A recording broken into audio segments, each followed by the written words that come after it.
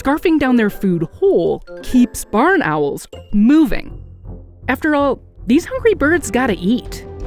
And there are lots of little rodents to hunt. Barn owls need a hole to nest in, and when a tree isn't available, they'll use a building, or an owl box, like this one, in California's Napa Valley. Scientists keep tabs on the owls inside. Wine growers invite barn owls to raise their young in the boxes because owls are pest control machines. I mean, a barn owl family can kill about 3,500 varmints a year. They don't take them all out, but they can make a dent. They particularly like gophers, like this stunner right here. Their constant tunneling damages roots and irrigation lines. And then there's voles, which gnaw on the grapevines. This 2-week-old owl already has the hang of it. But how the heck does it keep down all that food?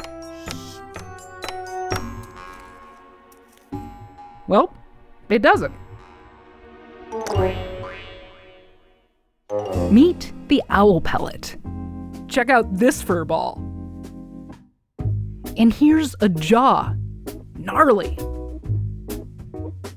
The secret to turning this into this is its stomach. It has 2 chambers. The first one oozes digestive juices, like our stomach.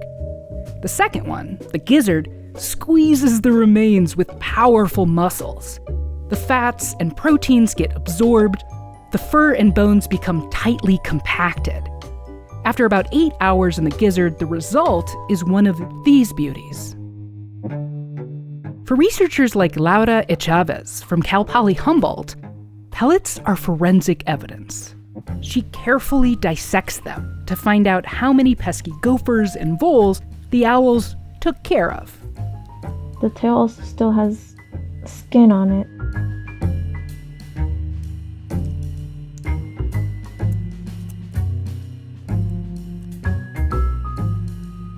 This unlucky rodent had a small skull. It could be a vole. But then she examines the teeth. The teeth are actually looking more like a gopher's. They're kind of circular, surrounded by a white ring of enamel.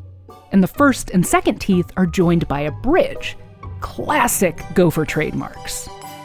If it's a gopher, it's a very young one because this is on the small side. Sometimes more than one carcass is crammed into a single pellet.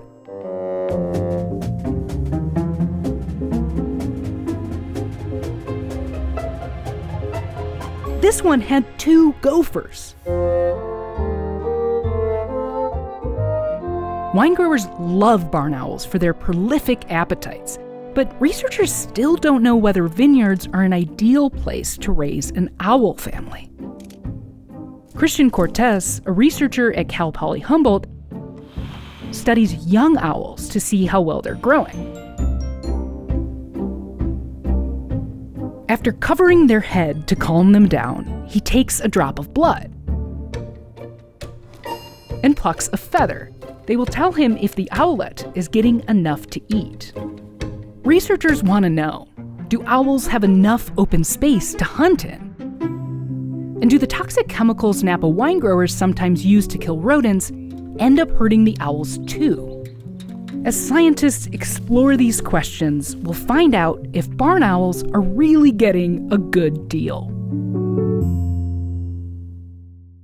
Hey Deep Peeps, I'm science journalist Maddie Safaya, sitting in for Laura until she returns this fall. Do you know what makes owls such quiet, deadly hunters? Watch our episode about how owls fly to find out. Also, check out a wild new show on PBS Terra called Far Out. It explores how changes in science, technology, and culture are reshaping life on Earth. Tell them Deep Look sent you. Thanks.